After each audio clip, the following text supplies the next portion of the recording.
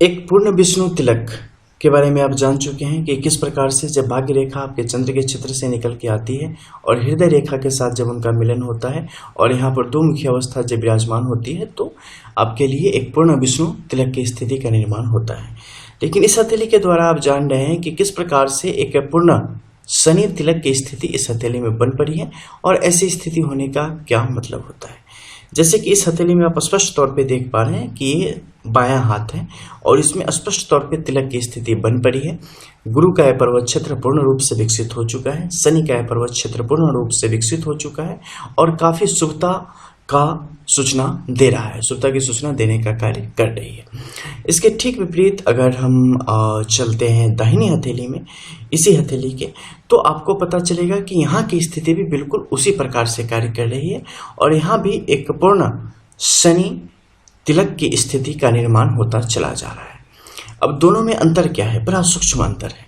दोनों के बीच में देखेंगे तो पाएंगे कि जब लेफ्ट हाथ में हम थे तो वहाँ पर जो हृदय रेखा है जो कि टूटी अवस्था में, वहाँ पर खंडित अवस्था में विराजमान है, उसकी मुख्य शाखा के द्वारा प्रथम रेखा निकली है और द्वितीय रेखा एक जो ये भाग्य रेखा निकल रही है इसके सहयोग से आगे की तरफ बढ़ने का उसने कार्य किया है। लेकिन यहाँ पर इसने एक अलग ही प्रकृति का निर्माण किया है और हृदय रेखा को पूर्ण रूप से अपनी स्थिति में छोड़ के और ये जो भाग्य रेखा गई है यही आगे जाके टू पार्ट में डिवाइड हो गई है। अब ये क्या है? यह है कर्म हाथ। वो क्या था? डेस्टिनी, यानी कि किस्मत, प्रारब्ध। अब प्रारब्ध क्या है कि व्यक्ति के अंदर जो इमोशन है, व्यक्ति के जो संबंध होंगे, व्यक्ति जहाँ पर पैदा होगा, व्यक्ति का जो खून के रिश्ते रहेंगे, उन सब का संबंध कर रहा है उसके जीवन से, उसकी सोच से, उसकी कार्य योजनाओं से, उसके कार्यक्रम से, हर एक उससे उन सबको जोड़ने का कार्य कर रहा है। इसलिए व्यक्ति के जीवन पर, व्यक्ति के आभामंडल पर, व्यक्ति के मन मस्तिष्क में हमेशा उसके परिवार के दिए हुए मूल्य, संस्कार, विचार ये सब कुछ तैरते रहेंगे और उनके आसपास जो चीजें हो रही हैं उनका भी प्रभाव होगा। इन सबके रहते हुए वो जीवन में काफी तेज प्रगति करेंगे, आगे की तरफ व्यक्ति जाने का कार्य करेगा और विभिन्न प्रकार के ज्ञान प्राप्त करने की कोशिश करेगा। ऐसे व्यक्तियों का जीवन अमूमन अगर जीवन को बहुत गहराई से देखने जाए तो जीवन काफी कष्टकारी होता है। काफी उनका समय ऐसा होता है जब बड़े बड़े दुख और बड़ी बड़ी ऐसी ऐसी घटनाएं उनके जीवन में होती है जो कि उन्हें तोड़ के रख देने का कार्य करती है। लेकिन ऐसे व्यक्ति को कभी हारना नहीं चाहिए, क्योंकि अगर आप हार जाते हो तो फिर दूसरा और किसी के जीतने का मतलब ही नहीं रह जाता है। आप पर शनि का प्रभाव है। आप इस दुनिया को बहुत कुछ देने के हिसाब से आते हैं, आप बहुत कुछ प्राप्त करने के हिसाब से आते हैं। आप जितना जमीन के ऊपर है उससे ज्यादा जमीन के नीचे आपको होना चाहिए। आपकी बेस, आपकी नींव इतनी स्ट्रांग होती है कि जब आप अगर खुद को पहचान जाते हैं और खुद को जानने की कोशिश करना शुरू कर देते हैं, जब आप बहिर्मुखी से अंतर्मुखी होना शुरू हो जाते हैं, आपके अंदर का जो ऊर्जा पुंज है वो स्वतः जागृत होना शुरू हो जाता है, वो खुलना शुरू हो जाता है। उसके बाद आपको खुद का साक्षात्कार होता है, खुद के बारे में आप जान पाते हैं कि वास्तविकता में आप हैं क्या, आपका जन्म किस प्रयोजन हेतु हुआ है, आपका क्या आगे का, किस तरीके से आपका जीवन आपको ले जाना चाहती है, किस तरीके से आप बहुत ही ज़्यादा गुड ज्ञान की तरफ बढ़ेंगे, किस प्रकार आप विभिन्न प्रकार की लौकिक पारलौकिक शक्तियों का आभास करेंगे, उन्हें महसूस करेंगे, उन्हें जीने की कोशिश करेंगे और एक नए आयाम को प्राप्त करने की स्थिति आपके लिए बन पड़ेगी। इन सारी चीज़ों को स्पष्ट तौर पे दर्शाने का कार्य करता है। जब ऐसी कोई भी स्थिति आपके जीवन में आएंगी, आपकी हथेली में आएंगी, आप एक आम व्यक्ति की तरह बचपन से आपकी शुरुआत होगी, लेकिन उन सब के बीच आप पर किसी की निगाह होगी और आप अपने जीवन को बेहतर गति से आगे की तरफ बढ़ा रहे होंगे और कोई होगा जो आपके यौवनावस्था में प्रवेश करने का इंतजार कर रहा होगा, कोई होगा जो आपके अंदर की जो शक्तियां हैं, आपके अंदर की जो क्षमता है जिसे आप अब तक ना पहचान पाए हैं, ऐसा कोई जामवंत होगा जो आपको बताएगा कि हनुमान जी आपके पास कुछ क्षमता है, आप जागो, बढ़ो और इस संसार के लिए कुछ करो, कुछ कंट्रीब्यूट करो, कुछ कंट्रीब्यूशन दो, क्योंकि आप बस जन्म लेके पढ़ने, खाने, शादी करने, बच्चा पैदा करने और मर जाने के लिए नहीं आए हो।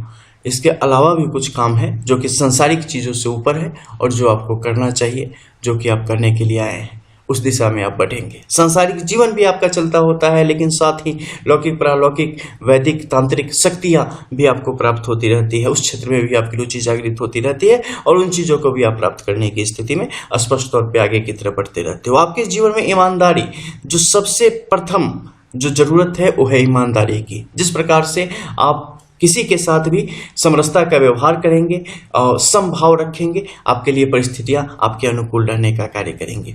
कितने भी ज़्यादा आप अच्छे कर्म कर लो, फिर भी कुछ ना कुछ झटके आपको लगते रहेंगे, लेकिन परेशान मत होना। ये झटके ये सांसारिक हैं, ये इस शरीर को प्राप्त हो रहे हैं जो कि नश्वर है।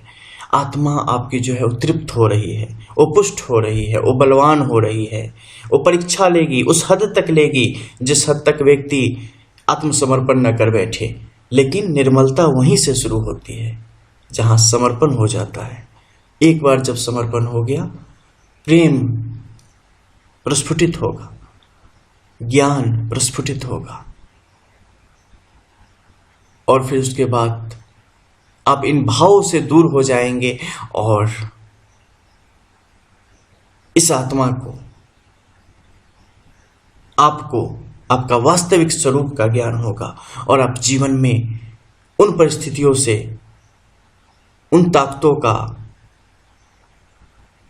आभास कर पाएंगे, महसूस कर पाएंगे जिसके लिए आप बने हैं, जो कि आपको सबसे अलग करता है।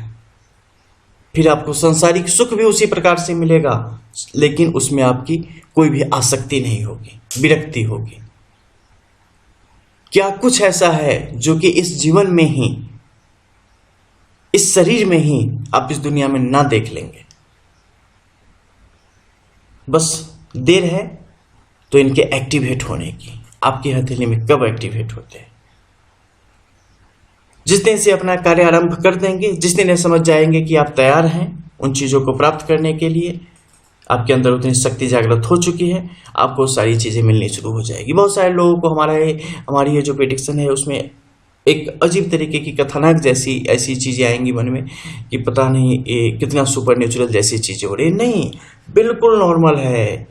जिनकी हथेली में है वो अच्छे से महसूस कर पा रहे होंगे। इनफैक्ट कि जिनके हथेली में है उन लोगों को कमेंट करना चाहिए, बताना चाहिए अपने जीवन के अनुभव, अपने जीवन के बारे में बताना चाहिए, किस तरीके से उनके जीवन ने हर कदम पे उनकी परीक्षा ली है और फिर भी पीठ पे खड़ी रह के उन्हें जीने को बाध्य किया है और आगे की तरफ लेके चली है। क्योंकि सूरज ढला है लेकिन फिर सुबह निकलेगा, ये अटल सत्य है। बहुत कुछ है इस हथेली में, क्रमवार रूप से सिलसिलेवार इसकी हम व्याख्या करेंगे, आपके समक्ष रखेंगे, बताएंगे आपको क्या कुछ आप सीख सकते हैं इनसे, क्या होता है जीवन, क्या होता है प्रारब्ध, क्या होती है जिंदगी। जय श्री राधे।